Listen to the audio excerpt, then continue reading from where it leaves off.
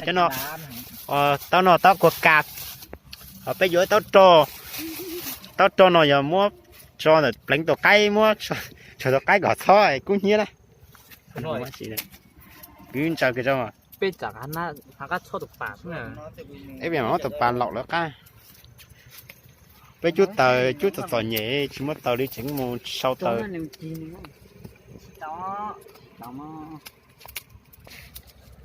châu thầu tao lọc ba nó mang một cái gì thì không chơi lỗ này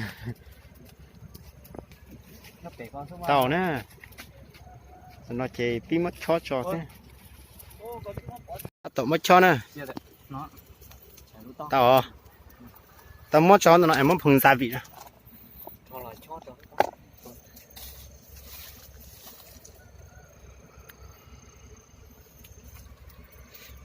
coi là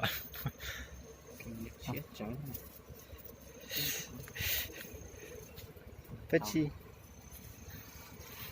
tao mất cho coi mất gia vị buộc đánh rồi anh đánh cho con chưa chị cháu mập lên ớt nè cho nó mập đánh kia cho mà cho mập đánh bơi vào đi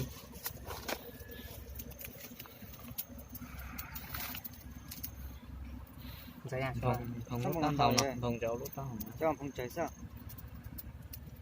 không tao sẽ cắt lại không có thông lớn mà có bao chỗ nào có sẽ không giờ đâu su nè ta lấy còn lấy giờ lấy cho nó cháy sẽ ở đây chỉ nó nằm đậu mày nhìn số mà anh gì cho mà đến mua chỗ nào nữa này chỉ mua số sờ cho chỗ đỏ hối rồi thêm này xóa chỉ mất kinh nghiệm ở bên này lau kiểu máu tụt bà lúc có tiền mất chài lau ra anh lau nó xuống rồi coi à thầy cái sau ha mà thầy được cái sau này bật cười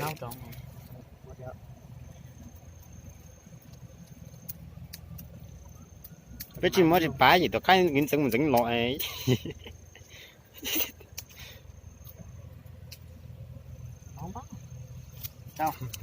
nó xuân trở lúc ta tin giờ ra bị nghe anh sai gọi chứ không nó xuống rồi hả không cứ uôi cá gì chả là tính nó mập rồi sói sói phao ấy còn cá này là cho xuống đây mà chỉ nhắc cá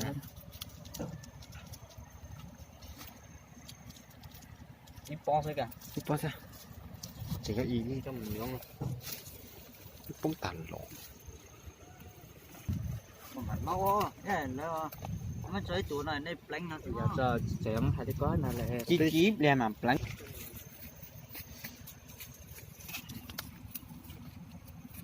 rồi chị cháu đó cái nồi chi theo tiếng này tiền ai không xong được con mà chi này con sẽ thấy ra mình sẽ dùng khi rồi mất chỉ là cho biển no gì cho thì nó sạch mình phải nói muốn mình phải thì là được phá nó dùng theo của bông khi ra lấy cái lịch chỉ chạy mà chữ chữ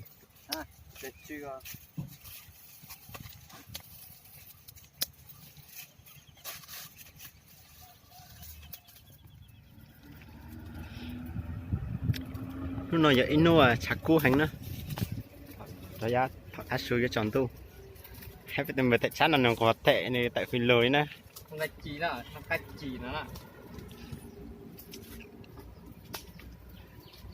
thắt cho nó dùng có cờ nó dùng nút cờ tròn tu chỉ mua hố này đó chỉ mua hố này lúc nào giờ nút xa thảo thả su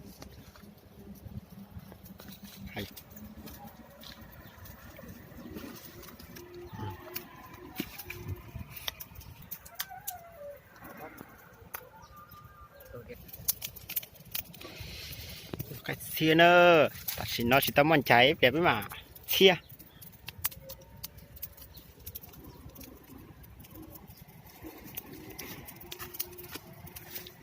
thầy cha nó thầy đó nó tha đó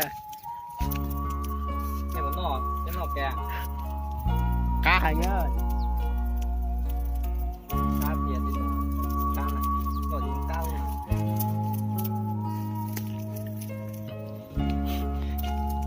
cho tiền tao cười tôi đó chín tao ôi dạ sao thế chỉ muốn nhiều vô thế chỉ bao vô bay về bên nó cái gì nào nó thâu bê nhỏ ô kê ta yêu lo rê cho đi vả có cho mấy tuổi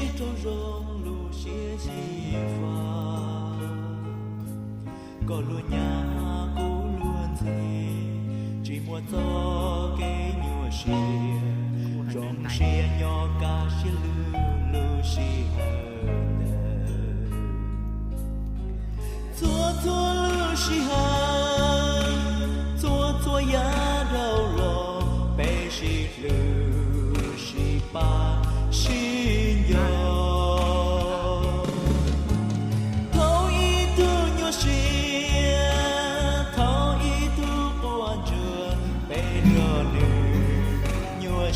bây giờ cái nó đàn thú ấy mình khu nhiệt thì cá cái nơi chút xíu đó ăn nữa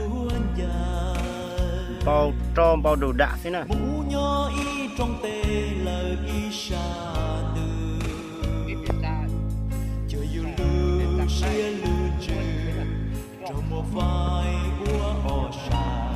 nó sẽ bé to có bé to cái xíu nào bé nó nông bé to thầy chan này hú chân cao bé nồng á chỉ có chút tiền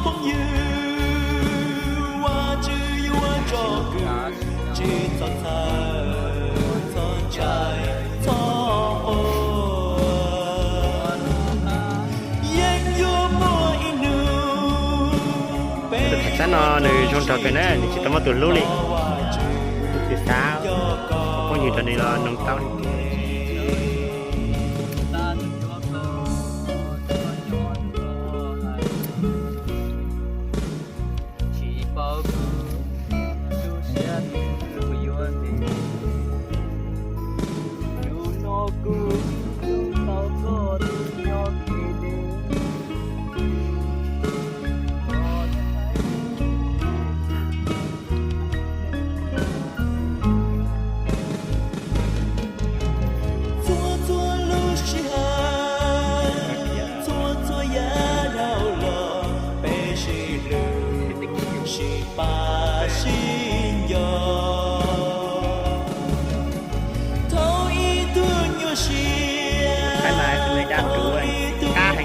bao trong bao đi đạn đi chứ giờ tiền lấy thì xả nó tàu nó thì xả còn xả nó còn đọc cái nó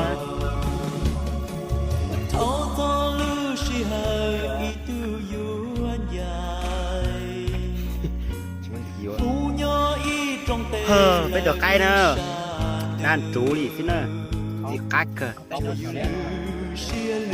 xía thế mà sắp mà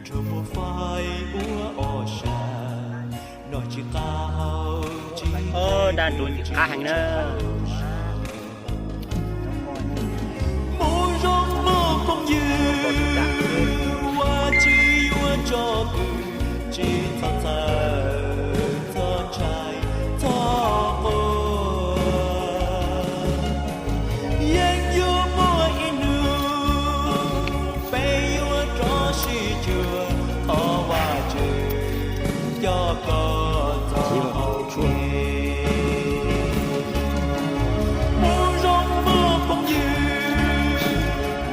chơi những mua sách thì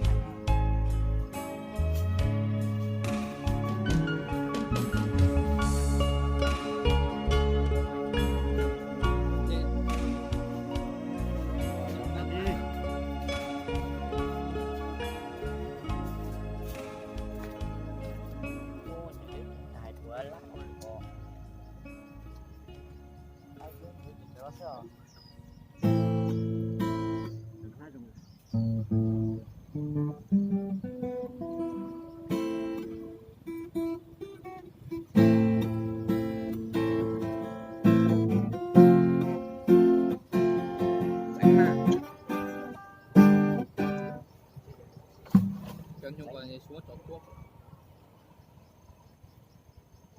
ui nhìn sẽ trở đi đó sao nè không có lên chưa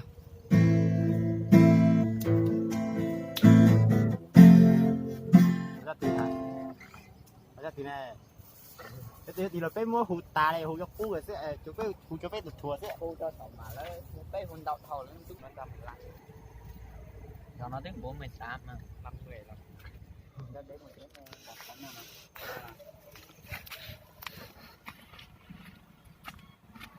không tên là có cho hết còn mẹ cho hết tại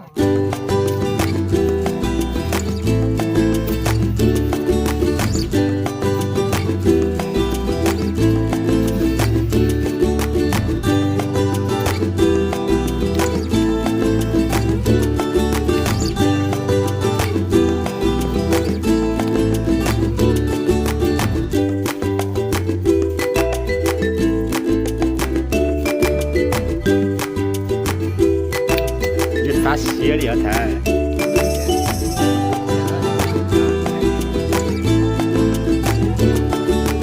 ôi chỉ phong gì nữa chỉ xía là nữa ôi ăn cơ ta xía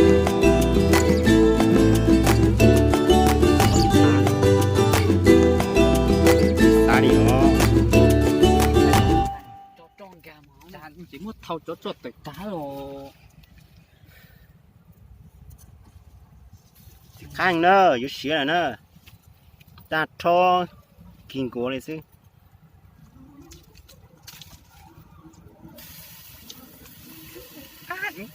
chỉ mất thôi tá này chả chỉ tá lên你下脚些个到那个，单头先呢，你洗了先的， cho chúng mất trắng 哦，出个狗了，thơm, thơm lắm, ngon không anh? phê luộc Không có cái gì để tạ nữa đúng, đúng không? Không có từ nào để tạ nữa phải không? Mời anh em nhá. do của cạo uống đấy nhá Có phải phải có chỗ nào ngoài đấy chứ đi tung tung chơi về đi.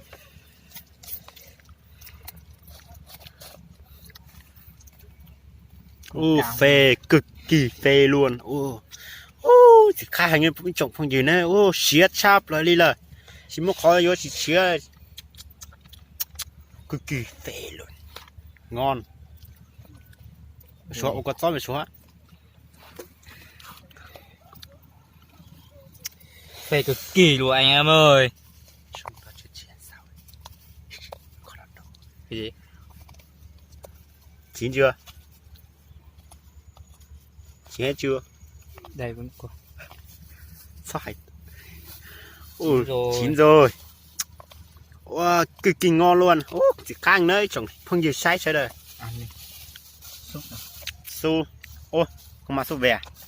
không mà Bạn có ai sao mà? bao nha dùng đi nhiều luôn nha đấy Số à?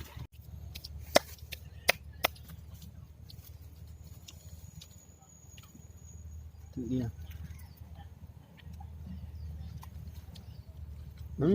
Cắt cơ. đây này nó mà nó cái chín nó mà Cắt cơ nữa chụp cái gì nữa? mà để ăn thì hơi khó Ăn đi vừa bóc đi. ăn đi Ăn đi. Mời anh em nhá. À, Thôi phải chơi mà. đến sẽ đời nó bên nó cái rồi. Cái chia này nó đây. Chỉ có to. Cá cơ chỉ một khối thổi này nữa. Cá hàng ấy, cá yêu. lấy cái đó đó là hành Cá cơ chụp cái gì á? Hầu có đấy.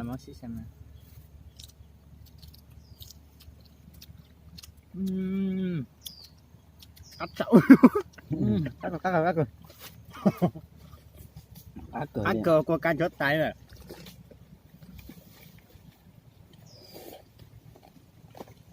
phải cực kỳ luôn, không có gì để nói nữa.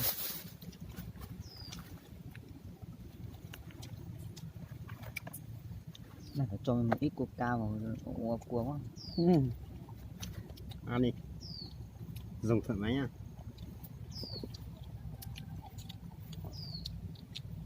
Ôi giời ơi, việc cát cha nữa, chồng không gì. Hay thì hay, có hay chả hay.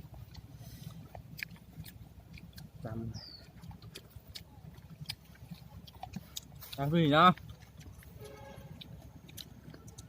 Pe nó là cái nào?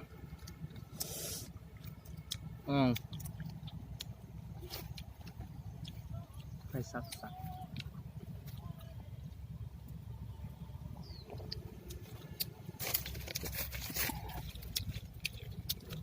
Việc cát thì tiếng. Để rau nó cá cờ chứ. Rồi. Bởi cho mình sẽ cát tiếng. Thôi cho biết sẽ đánh đầu bên nó. Chỉ quạt gió. Cát thì tiếng.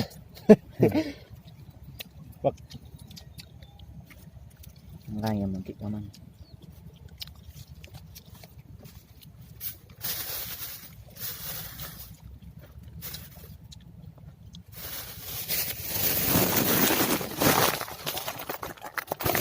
Chỉ mới hỏi cho cá bọn nó đi nữa.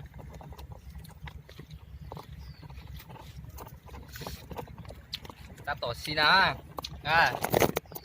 Cá à. Nó toàn gì cá cả lắm. À. Chứ kia.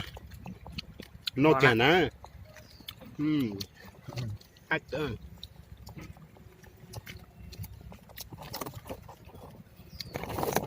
Nó mà tôi.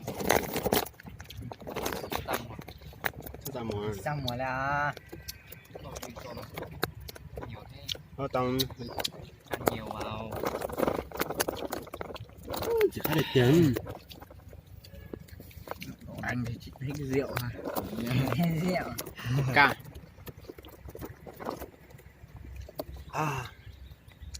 Một đêm hàng ngày nào xả nào tên bom rượu. Nó chỉ cha nữa, nó về.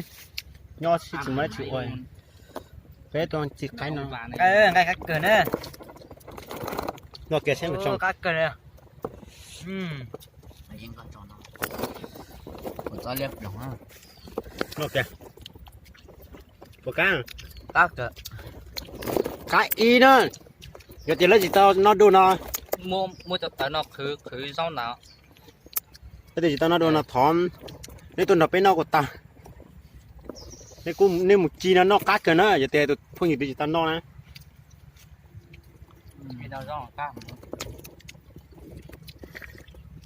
Cái này là nhũ mò.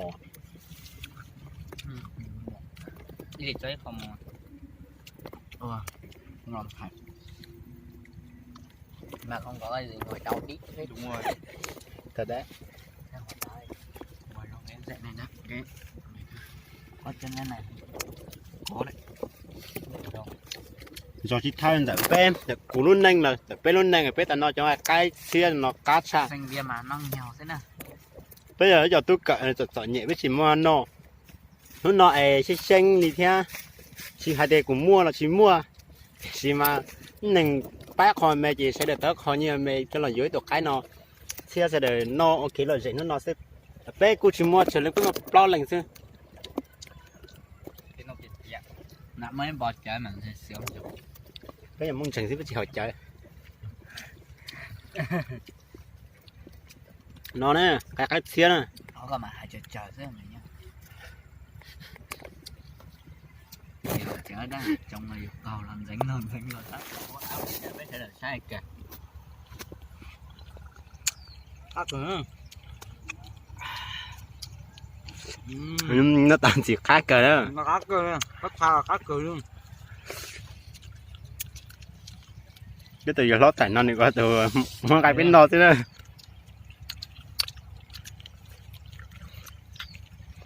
chưa vắt sáng Nó giống ngay là ta cho mà.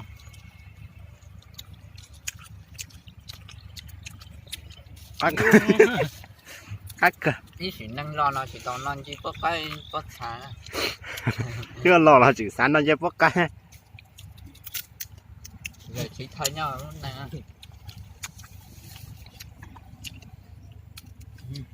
Không được. Ok. Chúng ta này. Hết chuyện lò dẻ. Tôi biết lò dẻ.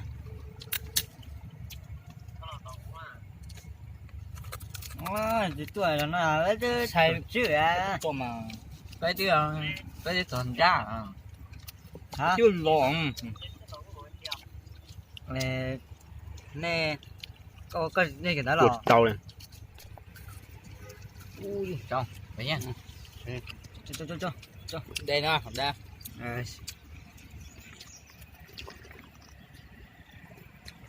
gom chết lò